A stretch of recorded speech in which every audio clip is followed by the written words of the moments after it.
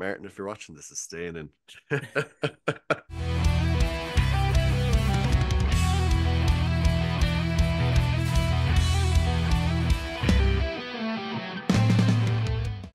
Hello, everybody, and welcome back to another episode of the FiveMarks Pro Wrestling Podcast. I am your host for this week. I am Carmo, and I am joined again by Mr. Emmet. Emmet, hello. Hey up, what is the crack? And we've got a very special guest for you today, lads. As you all know, if you've been keeping it up online, For the Love of Wrestling is coming up in right around 4 weeks, give or take. And we are joined here by James from the front room, For the Love of Wrestling. James, how are we doing? Hey guys, how are you? Good, no, good. Big show coming up. You very excited? Huge show. I might as well just say it now, as we were literally talking before, and you just got another guest announced, which is Ken Shamrock. Huge guest. Yes, we have. We're having a good week for guest announcements. So, I mean, you've obviously apologies. My dog's decided he wants to be on the podcast. So we've already this week we announced Mandy Rose on Monday, which is Jesus nearly melted the internet. After that, on Tuesday, we announced none other than Big Papa Pump Scott Steiner. Last night, Gangrel. And I thought the response to Gangrel was crazy. And then tonight, literally seconds ago, we've gone live with none other than the world's most dangerous man, Ken Shamrock. So yeah, it was already a great lineup. I mean, we always want to try and improve on the lineup, and we never, pretty much up until the week before, we never stopped trying to improve it. But this week we've had a really, really good run of guests. We didn't struggle, but obviously we have the break between Christmas, and then we're chasing everybody for contracts. And then all of a sudden this week, just bang, contract after contract started rolling in, which is never a bad thing. So yeah, world's most dangerous man, Ken Shamrock, Big Scott Steiner, Gangrel, and the small matter of Mandy Rose, all coming to For Love of Wrestling now, which is great news. It's madness as well, though, because I was at your very first show in 2019, I think it was, where you had like The Undertaker, Ric Flair, Scott Hall, just to name a few.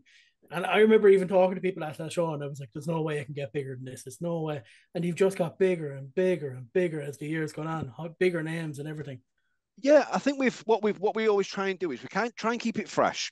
I attend wrestling conventions all over the world. Big fan of some of the stateside ones, but I do find that they almost have, like conventions in general, some conventions in general, really, they always seem to have guests on repeat.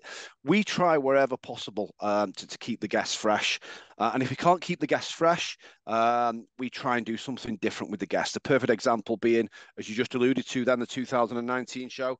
Amazing lineup. We were lucky enough to be joined by Lita at that show.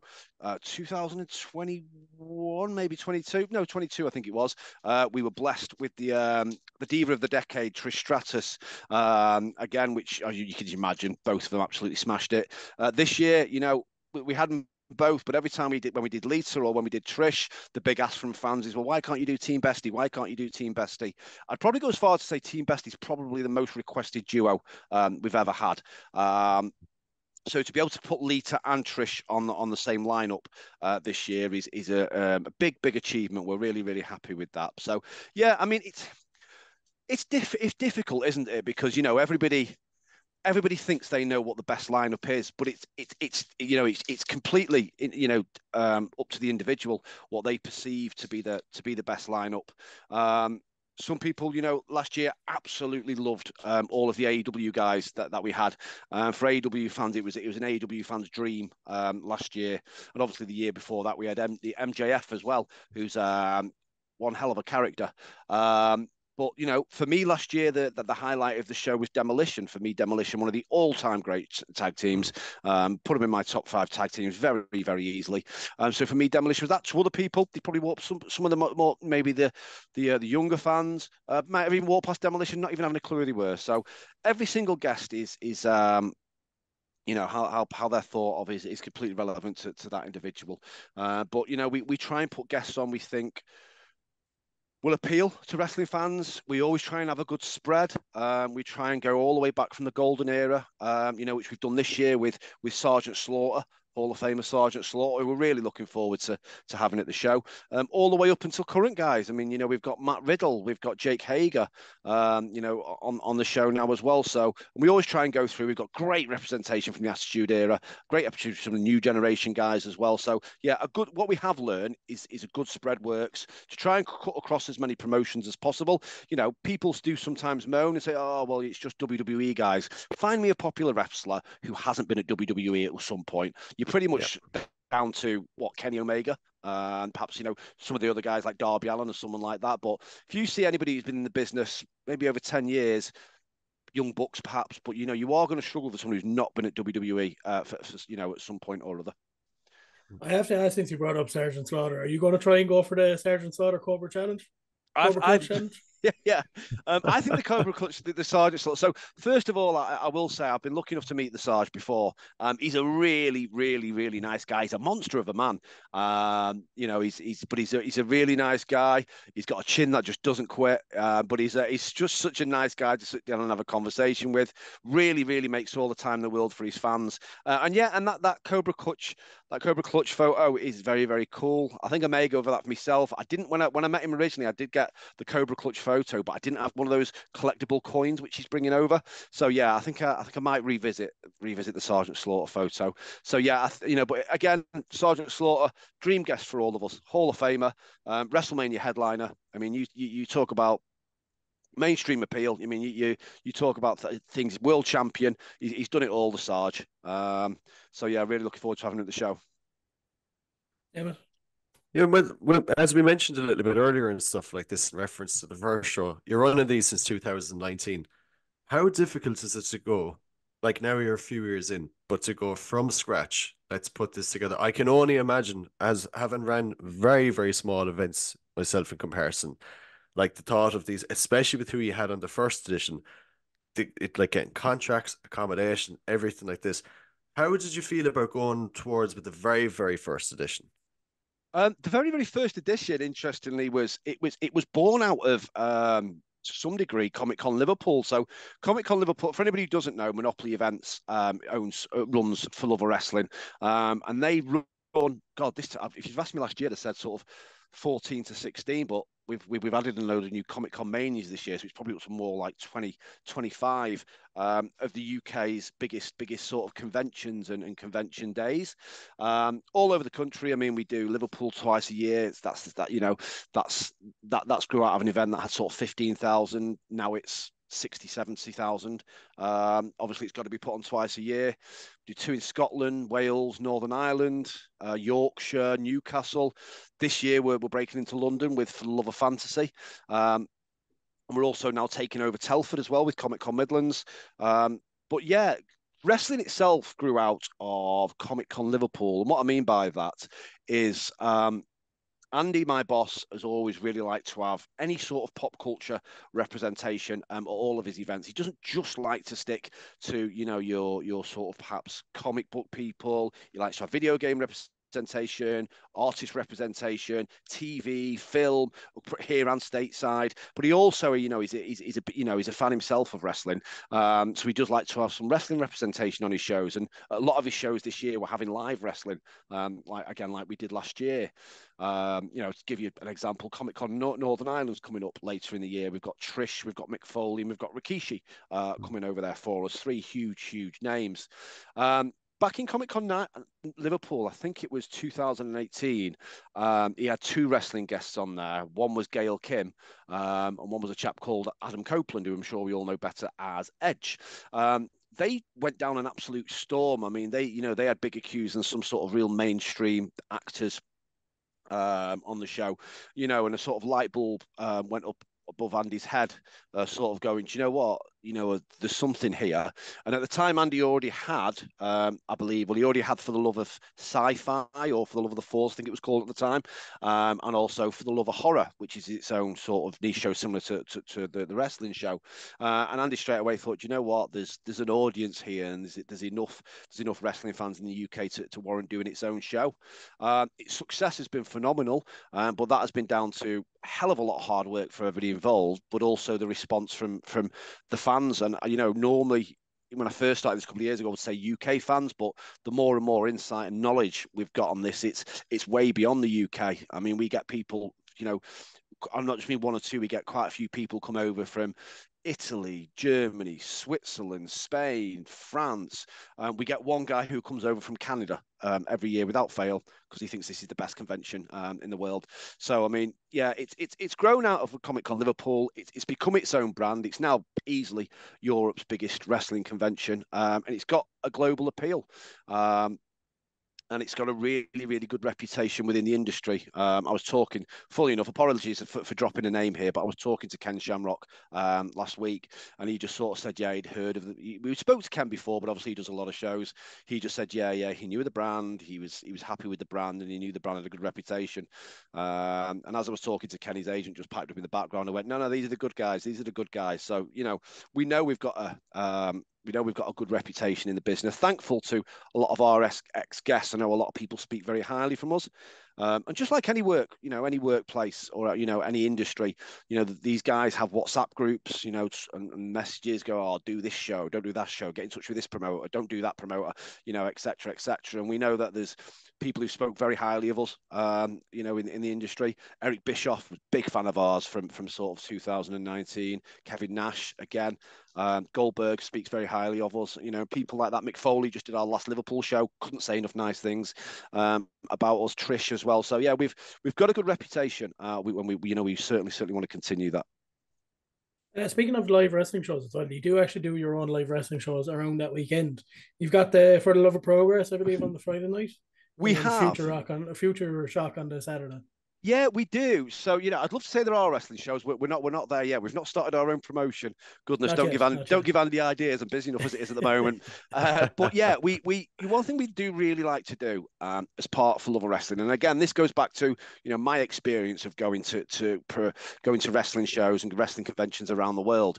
Some wrestling conventions, I don't want to call it a cattle market, but there's just very long lines. You queue up, you get what you want signed, you take your picture, and then you piss off. The other thing with For Love of Wrestling has always been it wants to be more than that, and we've expanded it from a 2-day convention now to almost a bit of a 3-day festival. And as part of that, what Andy really wants to do is he wants to support wrestling and independent wrestling in the UK to make sure that that's also a success, whether that means giving promotions stalls at our event to help promote what they do, whether that's working with local promotions and having their volunteers to sort of work with some of the guests to get to learn from them, or whether it means like supporting some of the big promotions that that we have in the Northwest. We've got this year Friday night, again, we've got even bigger this year. Friday night, we are kicking things off with the very small matter of an evening with Sean Waltman. People ask why we're doing that. Simply because all of our guests do a 30 to 45-minute panel over the weekend.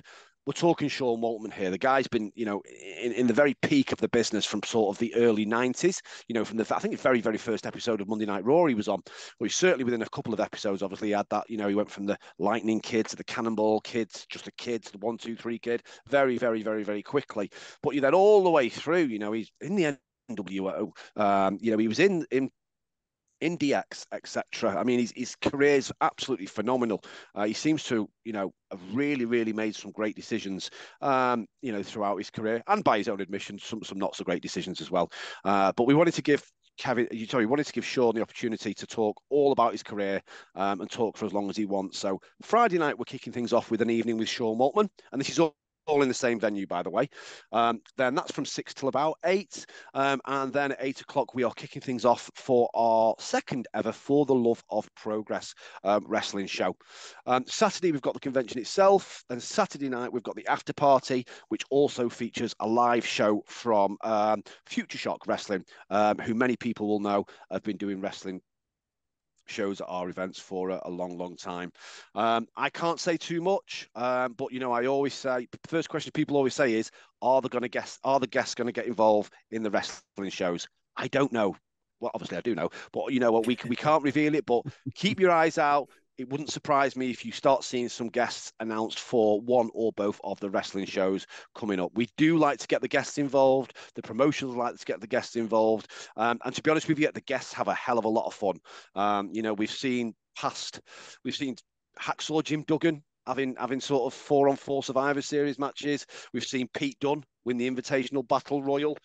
We've seen Braun Strowman throw somebody halfway across the bloody arena before now. I mean, the guests have a lot of fun. We saw last year we saw the Grado entrance at For Love of Wrestling. Sorry, not last year, the year before, we saw the Grado entrance at For Love of Wrestling. And the fans absolutely loved that. And no more than 3 people who sat in the front row watching that. And that was MJF, I think JBL, and perhaps Bray Wyatt or somebody else. I remember there was 3 huge names just sat there watching the whole Grado entrance like a prayer. And I don't think Grado could believe what was happening at the time. But sort of then JBL gave us some huge props afterwards, just saying like, who is this guy? And then by the end of it, he absolutely loved Grado. So yeah, come to the wrestling shows, come to the after party, come to the Friday night things, because you never ever know what's going to happen. You can see here from talking to you that you are a pretty big wrestling fan. Is Yeah. there ever a time where you've kind of like sat back and like seen somebody that has been at one of these shows and you're kind of like, I can't believe that this is this person, or I can't believe that I'm meeting this person? I suppose I got to. I was very lucky. We did a bit of a one-off show in Dusseldorf with the Undertaker. That was a bit of a wow moment. Yeah, definitely. That was very cool. MJF was really, really interesting. Now, obviously, we did that show during when obviously I say COVID was still going on. COVID was still very much a global issue, although things have got much better in this country. So we were able to put the show on, and I was responsible for making sure that everybody's paperwork was in order, making sure that all the relevant tests, etc. So I was also sort of all of the Flood Wrestling doctor, so to speak, over those weekends. So I got to speak to all the guests, spend a little bit of time with them. And MJF was really interesting. He sort of arrived, and I won't want to go into too much detail, but he sort of let me know who was going to be arriving at the convention that day, and he went up to his room. He got himself a couple of hours rest, and then he came down, and MJF was on, and it was like, I don't know, it was unbelievable, the person that got out that lift. Sting as well. Sting's just a very, very unassuming person. Sort of just seemed this bloke just tapped me on the shoulder one day, and he just wanted to ask me some questions about what time and where I should meet him. And I just turned around, and it was Sting, and he was just talking to me very matter of factly. When they catch you unaware like that, that's when you're a bit like, oh Jesus, and you sort of, and in fact, within a split second, it dawns on you who you're talking to. So yeah, Sting was a good one. Yeah, probably last year we had the Demolition, again, very cool. Warlord and Barbarian last year as well. I'm a big Golden Era fan myself, so those sort of guys are around. It's really good, and we really, really like to see the guys coming over here, that they're still feeling up to traveling, that they're still in good health. Personally, that means a real great deal to me. Yeah.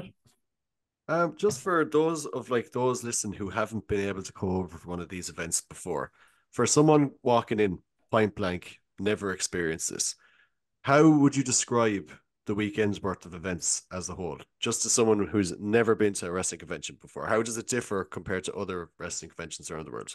So yeah, so I would say, even if you've been to another wrestling convention, completely just forget everything because For Love of Wrestling is different. First of all, you're going to be at the BC, the Manchester BC, which some people more local will know as Bowlers, and you're going to be around thousands and thousands of like-minded people. So you're going to be there with the most passionate, the most welcoming, the most friendly, and the happiest wrestling fans from the UK and beyond.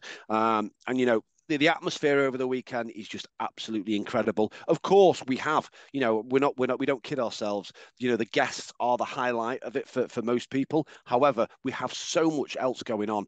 We have a cinema where sometimes we show wrestling pay-per-views. I'm sure we're going to do that again this year, hopefully, if all goes to plan. We have exhibits where some of the, Europe's biggest collectors come and exhibit all of their collections, and, you can talk to them. We have prop builds as well, which is where we build sort of stages and scenes where people can go over and have pictures. I think this week we've announced they're going to do a Slammy Awards stage we're doing this year, and also the backstage interview from WrestleMania 7 as well. Yeah. So love WrestleMania 7, and as always, someone who always manages to steal the show is Mean Gene. So when you see him do those backstage interviews, whether it be with Hogan, Slaughter, Jake, Bossman, Undertaker, and Paul Bearer, he does with WrestleMania 7, we thought, do you know what? That'd be a really cool prop build. So we're going to do that WrestleMania 7 backdrop as well. For this year, we have a massive gaming area. We have live Q&As going on with all of the guests in the ring as well. And all of this, by the way, is included with your entry ticket. We know that other wrestling conventions charge you this for this and that for this and this for this. You pay your entry ticket and all of these things are included. The only other thing that you would have to pay for really is obviously the autographs and the pictures, but that's by the by. But there's so much. So if you're the sort of wrestling fan who wants to come and spend a hell of a lot of money with autographs and pictures and this, that, and the other, go to town. And obviously we have a big traders area as well. So for all you collectors out there, whether it be figs, belts, chairs, whatever it is, come to Full of Wrestling because you will find some insanely cool stuff. Last year we had a trader just turned up with like 3 vintage like New Japan like ringside chairs, and I'm a big chair collector, massive chair collector. I think I've probably got about around 85 chairs in my lockup, and I'd never ever seen these chairs before, so I was just like, oh my god. I was polite. I could have bought them on the Friday before the show even opened, but I didn't. I said let's give people fair game, and I wish I hadn't because by Saturday lunchtime they'd all gone, and I was gutted. But no, so I mean, it's a wrestling fan's dream. Like I said, we have gaming area. If you just want to come down and just grab yourself a beer and play SmackDown versus Raw against complete strangers, come down and do that. If you want to come down the stairs and come down and get yourself a nice cold pint and sit there and just watch some wrestling legends just talk about their careers all weekend and do absolutely nothing else, come and do that. That's what Full of Wrestling's about, and that's what we mean about it being a festival of wrestling. Come down and make it the weekend that you want it to be. It's funny, the one that I was at, you kind of got very caught up on like all these wrestlers here. I'm going to meet all these people, but you actually end up spending more time at those prop bills, at that gaming area, just enjoying yourself. It's kind of it's funny. Of course you do. Yeah. You find we've got like Dave who does a lot of our gaming area. I mean, like he's a big wrestling fan himself. I mean, he does the gaming area of a lot of our conventions, but he is a huge wrestling fan. So he finds all the games that you've forgotten about. He'll make sure that all the sort of the random ones. What's it called? Saturday night Slam Masters and stuff like that. He'll make sure stuff like that's on there. The original WrestleFest, the original Superstars, all those sort of games that you grew up with, that you used to, save all your pocket money and then blow in the bus station and stuff like that on those sorts of games. That he'll make sure that they're all there as well. Fire Pro, all these sort of cool games. So there'll be plenty of stuff, loads and loads and loads of stuff to do. People come and just make sure you just come down and just meet people and people. Everybody's in the same boat. We're all there amongst strangers, but we've all got a massive passion in hobby. And I work across all of the conventions, and I've got to say those conventions that take place at the BEC, whether it be wrestling, or whether it be horror or those types of ones, they are definitely the most welcoming. They are the more niche and they are the more specific. So it does, but that brings the fan bases together. I have to ask, like, obviously we've seen a lot of people come through the door. You've talked about meeting Demolition last year and stuff like that. Have you a dream guest that you would love to see at For the Love of Wrestling? I mean, yeah. I mean, of course, it'd probably be the 3 that we haven't managed to get yet, which would be the dream 3. Would obviously be Austin, Hogan, and The Rock. I think they just for for the show itself. I would love those guys to be able to come through. I mean, we've got Taker, we've had Flair, we've had Brett, we've had Christian. Edge would be another one that I'd really like to see at the show. Sting, we've had Sting. Hardy Boys would be great. Yeah, there's loads of people I'd like to see walk through those doors. Even me, just being such a big Golden Era fan, love to see Haku, love to see Honky Tonk Man, those type of people come through the show. There's a big long list of people. We're already started on next year's lineup. There's some people who couldn't make this year. We're already trying to pin them down for next year. So the fun never stops. Just going off much, just so that I have to ask out of curiosity, like how far in advance do you need to start booking this? Just going off names that you're saying, the likes of like Brett, X, Y, and Z, like these are big names. They're being booked left, right, and center for conventions, signings, all these different bits. Like with the scale of your events and everything like this, it has to be at least 12 months, I'd imagine, in advance that you're booking people.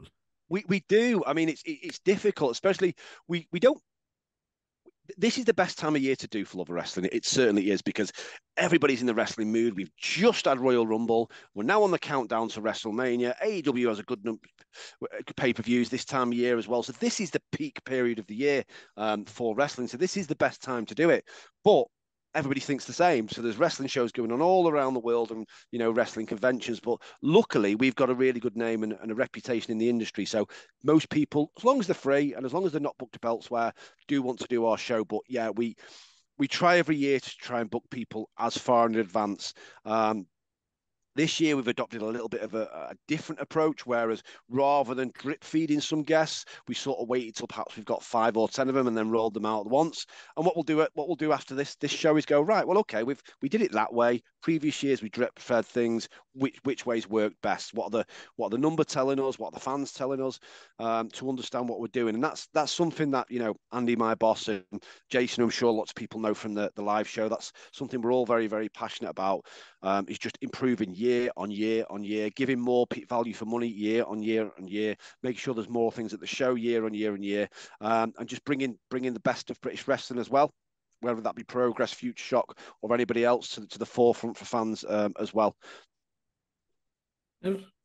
Is there a particular highlight for your guest list this year in comparison to other years? Because even just looking down on who's been announced so far, like a personal favorite that I saw outside of Matt Riddle, who's like legit one of my all-time favorite wrestlers, was even Shelton Benjamin. Like, you very much have like a who's who guest wise, and this is only of who's been announced as well. Like, we've got another 4 or so weeks until the event, so no doubt there's maybe 1 or 2 more names yet to be announced. That there is still things that we are working on right now. I won't say much more than that, but yeah, I mean, we've done 4 guests this week.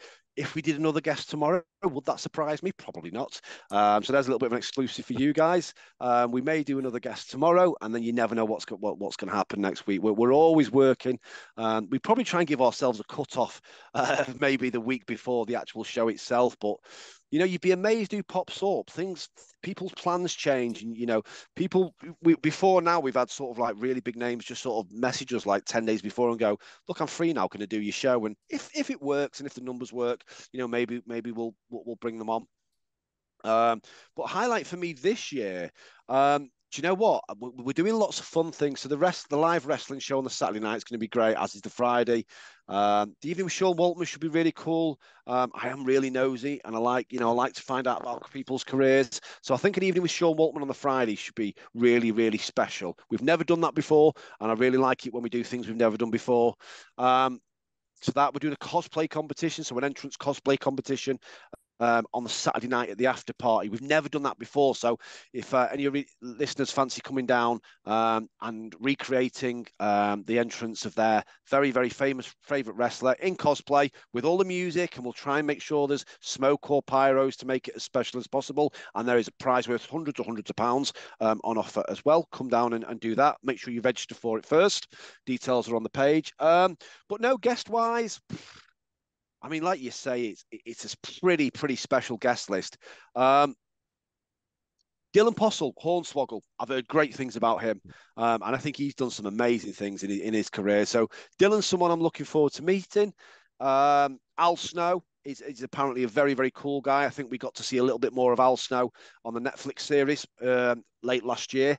So Al, for me, I'd already heard that Al had a phenomenal mind for the business, but I think that show really brought it to the forefront. So Al's going to be great, and Mark Mero as well. Mark Mero is a very, very interesting cat. I follow him on a lot of different social media channels. He does a lot about positivity. He does a lot about mindfulness and things like this. I think this year, and again, it's depending. I think.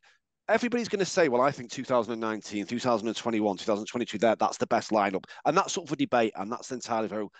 I think Q&A wise, I think this year is the best people we've got for Q&As. We've got people like Sergeant Slaughter. Q&A is going to be amazing. Sean Waltman, one of the best careers ever. Trish and Lee are great Q&As. Nick Namath, better known as Dolph Ziggler, he's not backwards in coming forwards. Matt Riddle, he's just a very funny guy. Al Snow, Mark Mero, brilliant minds. Enzo, who for me is one of the best modern people on the mic. Then we've also got Ken Shamrock. Christ knows what he's going to say. Scott Steiner, that's going to be standing room only. Let's be very, very clear on that. And maybe, tomorrow we might even be announcing somebody else who's particularly good on the mic. What can I say? So, yeah, I mean, this year for me, I think the Q&As are probably going to steal the show. Absolutely. Look, I'm kind of conscious on the wheel of time, so I'm going to hand it to Emmet if you have any more questions to ask.